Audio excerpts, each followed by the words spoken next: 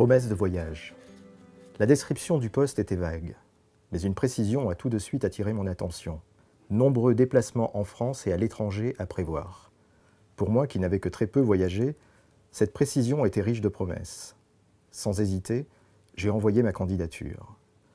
3 semaines plus tard, me voici à Paris pour un entretien d'embauche. J'ai quitté Saint-Pierre-d'Oléron à l'aube. À Angoulême, j'ai pris un TGV et 2 comprimés contre le mal des transports. Je n'ai rien dit à ma mère. Elle croit que je passe la journée à La Rochelle avec un camarade d'université. Inutile de l'alarmer, rien n'est acquis. Pourtant, à la lecture de l'annonce, j'ai su que ce poste m'était destiné. Je me présente à l'heure indiquée sur la convocation, pousse une lourde porte de verre, un huissier m'indique l'ascenseur. On m'attend au 6e étage.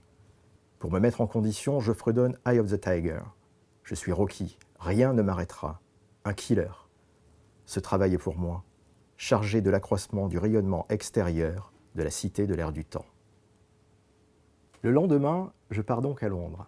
Le soir, avant de quitter le bureau, Petit Clair me fait répéter le discours à tenir face aux agents de voyage. Vous leur parlez des salles dédiées à la téléphonie mobile, à la télé-réalité, aux nouveaux modes de transport. Quels nouveaux modes de transport?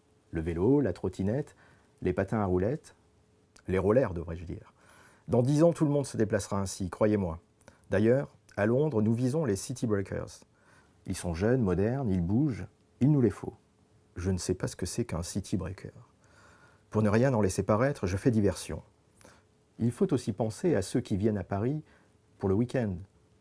Petit Clair semble surpris par ma remarque. Mon petit Benjamin, il faut vous mettre à la page. Plus personne ne part en week-end ou alors à la campagne. Les gens font des city breaks maintenant. En tout cas, aux Anglais, vous leur parlez de notre cité, en commençant par l'architecture. C'est important, car notre bâtiment symbolise l'air du temps. Alors j'ai choisi ce titre, ce Mexicain qui venait du Japon et me parlait de l'Auvergne, il y a très longtemps. Je l'ai noté il y a plusieurs années. Je l'ai noté pas seulement parce qu'il sonnait bien et qu'il avait une certaine musique, je l'ai noté parce qu'il faisait référence à un objet qui se trouvait chez mes parents. C'est un service à liqueur en faïence, figurant un Mexicain qui fait une vingtaine de centimètres de hauteur. Donc ce Mexicain joue de la guitare adossé à un cactus et aux branches du cactus sont accrochées des petites tasses en faïence supposées servir pour boire la liqueur contenue dans le flacon. Donc je ne savais pas d'où il sortait. Un jour j'ai posé la question à ma mère, d'où vient ce Mexicain? Elle m'a répondu, c'est un souvenir de vacances qu'on a ramené d'Auvergne. Donc évidemment, c'était un objet très curieux. C'est le propre d'un souvenir de vacances, c'est que c'est un objet un peu absurde qui ne parle qu'à la personne qui a vécu ses vacances.